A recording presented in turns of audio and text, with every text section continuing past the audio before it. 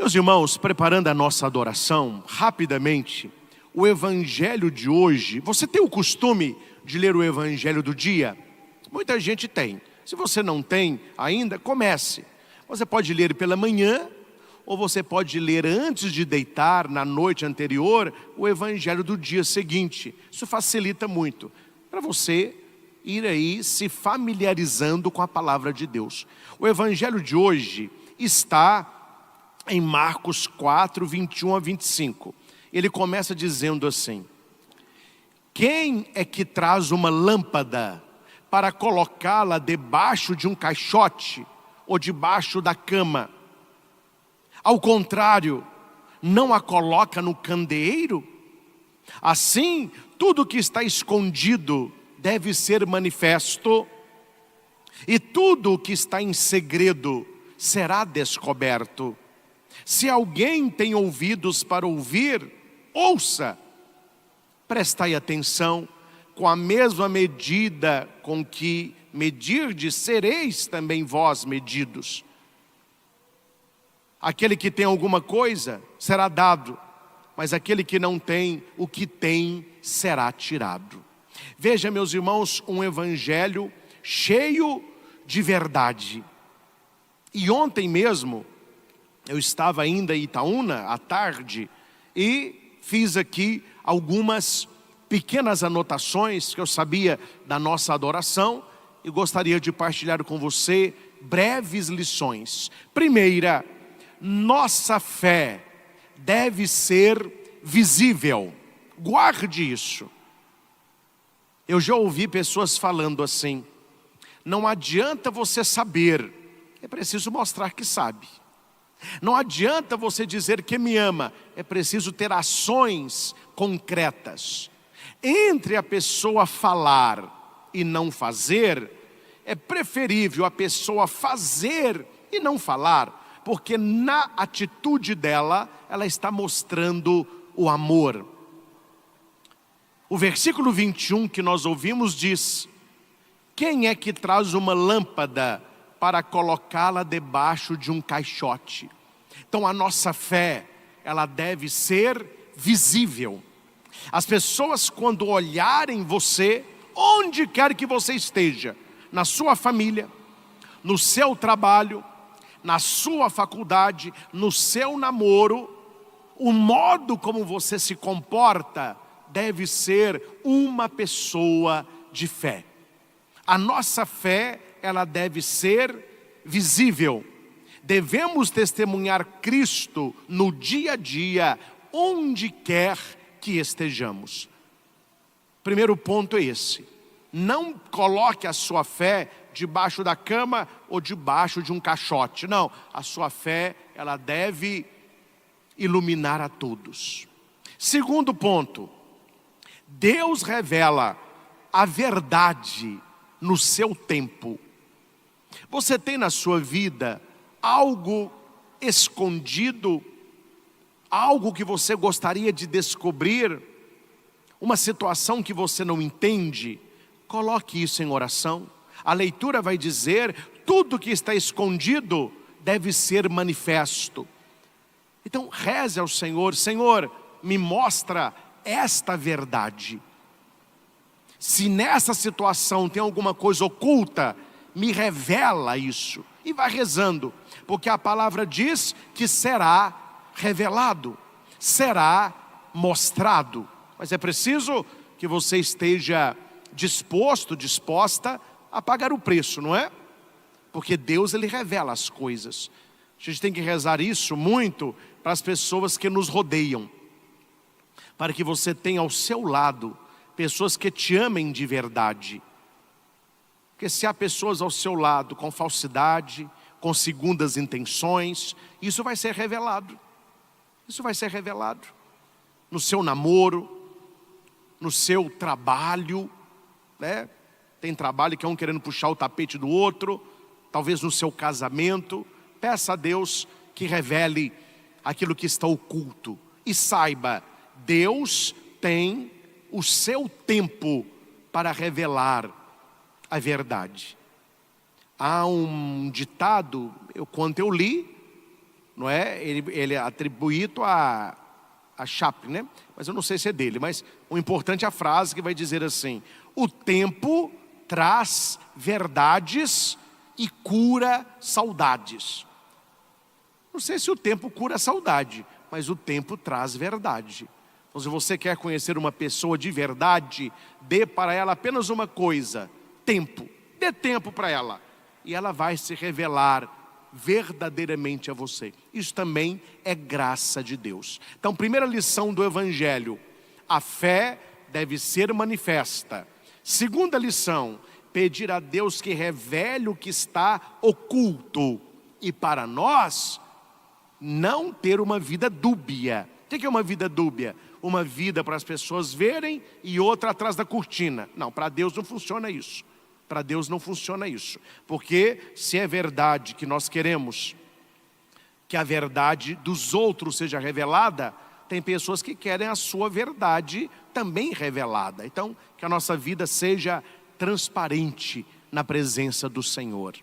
Terceiro ponto: é muito importante você entrar em contato com a palavra de Deus.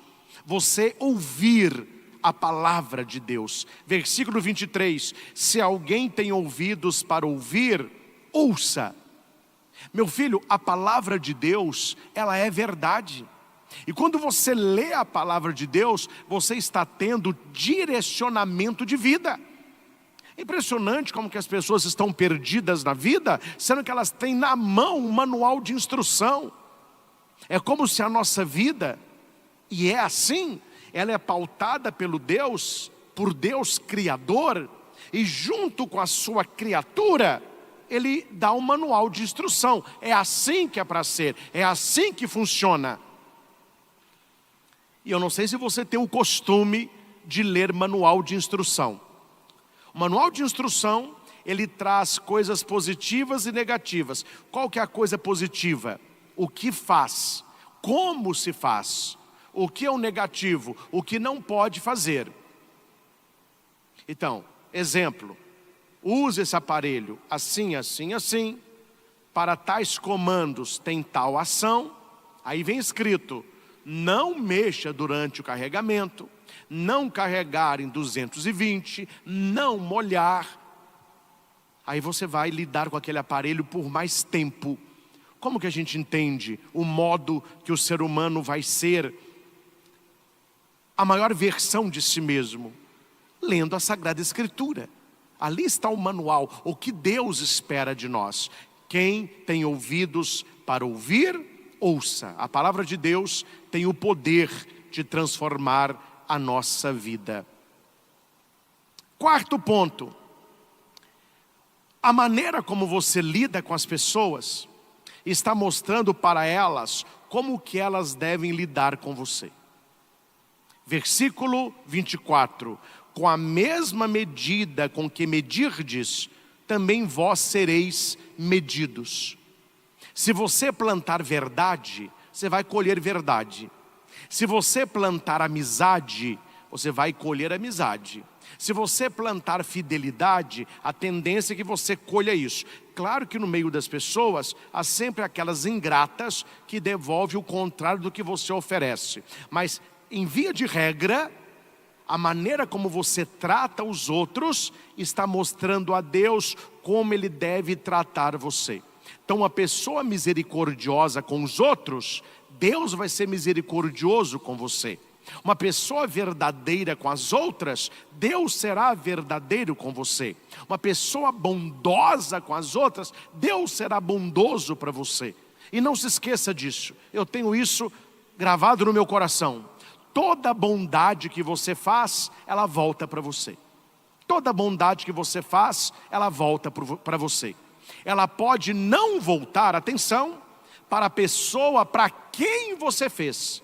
Você faz uma bondade para alguém, a pessoa te paga com maldade, com ingratidão, com indiferença. Mas aquela bondade que você fez está feita. Então ela volta para você, volta. Talvez ela não volte para quem você fez, mas ela volta de outra pessoa. Ela volta de outra pessoa. Última vez que eu fui a São Paulo, num evento lá, você até acompanhou pela TV, foi o dia que eles assassinaram um cara lá no aeroporto de São Paulo lá. Estava aquele auê de polícia, o corpo estava lá ainda, e eu não sabia como que eu pegava o ônibus para ir para o outro terminal, aquela confusão no aeroporto, e os curiosos, todo mundo querendo ver, porque ninguém tinha conta com isso. Aí eu, totalmente perdido, entrei numa recepção ali, uma lojinha, né, que vende passagens aéreas, pessoas que têm que viajar na última hora, e perguntei como que eu chegava no outro terminal, aquela confusão toda. A moça me explicou. Eu não entendi muito o que ela estava falando, porque o aeroporto muito grande, eu estava também um pouco nervoso, com medo de perder o voo. Havia lá um homem, era o dono da empresa.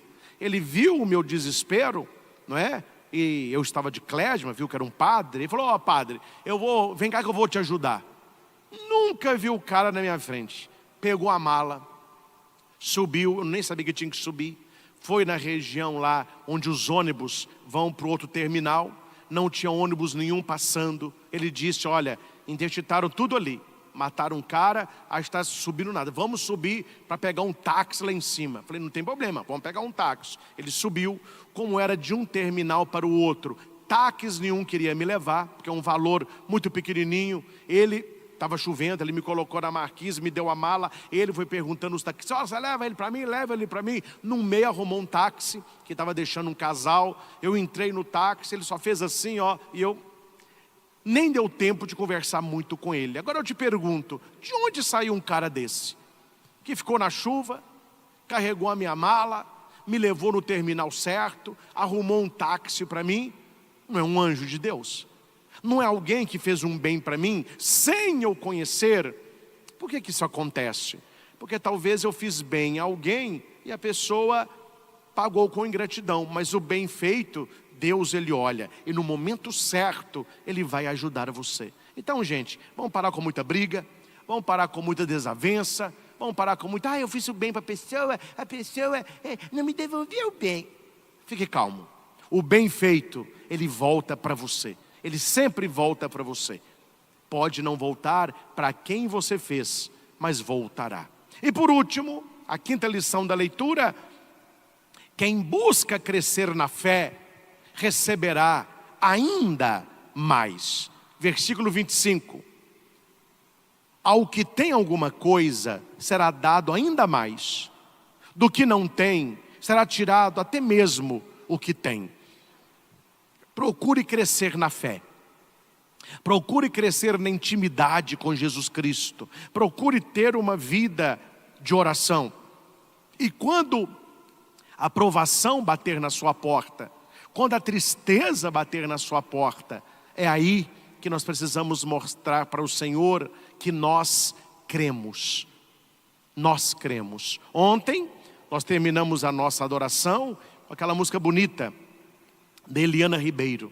Eu deixei as pessoas saírem da igreja com isso na cabeça: nada poderá me abalar, nada poderá me destruir, nada poderá acabar com a minha esperança, pois a minha vitória tem um nome, é Jesus. Eu creio no Senhor Jesus. Amém? Então coloque em prática esses 5 pontos e você será uma pessoa melhor, com mais fé e aberta à graça de Deus.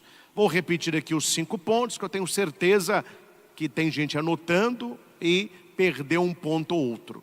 O Evangelho é o Evangelho de hoje, e eu esquematizei nesses 5 pontos. Primeiro ponto: nossa fé deve ser visível.